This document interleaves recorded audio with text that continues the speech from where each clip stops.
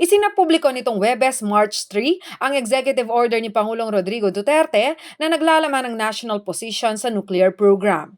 Nakasaad dito ang paggamit sa nuclear energy power bilang pagkukunan ng enerhiya ng bansa, partikular na ng kuryente.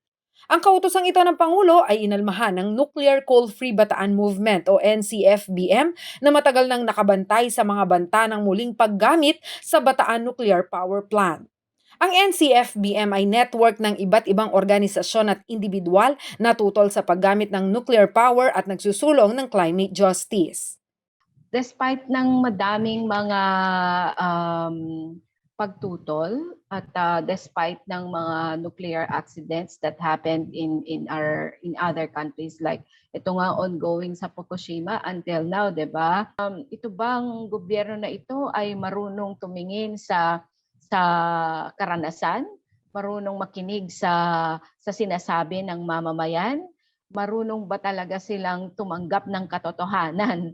Binanggit din ni Derek Cabe, coordinator ng NCFBM, na habang nagtatanggal na ng nuclear power plant ang ibang mga bansa, ay sinusubukan naman ng Pilipinas na tangkilikin ito.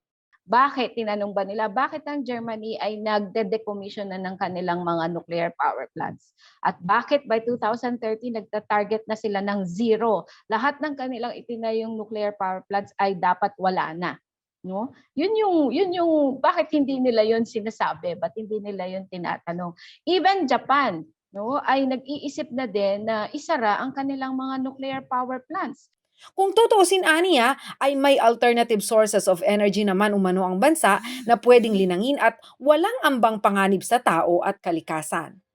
As if there is no available alternative samantalang nagdudumilat ang kayamanan natin sa renewable, sa pwedeng maging alternative, pero bakit pinipilit nagsusumiksek tayo dito sa mapanganib na nuclear power plant?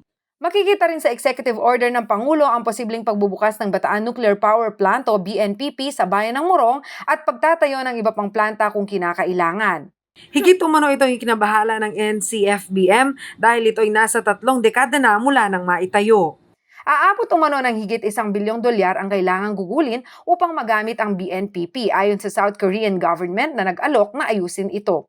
Yung perang gagamitin na yon, bakit hindi na lang natin itayo ng mas madaming mga renewable energy sources kesa sa i-rehabilitate natin itong napakadelikado at risk ng naglalagay sa atin ng panganib na nuclear power plant.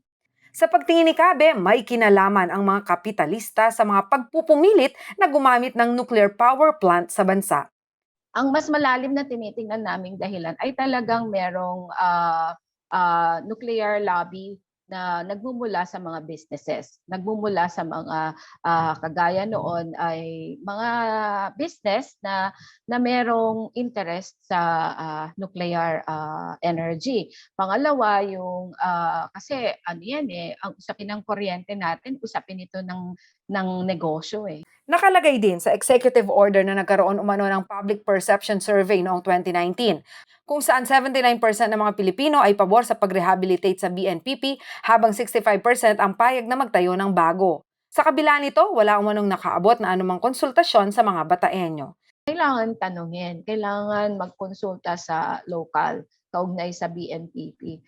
Wala akong monitor na nagtanong na sila. At kahit tanungin pa nila ang mga local communities, ayaw nila sa nuclear power plant. Huwag tayong tumigil at tayo ay nagsabi na tayo noon ang ayaw natin noon, ayaw pa rin natin ngayon. Jenna Lumbang Parungaw, CLTV News.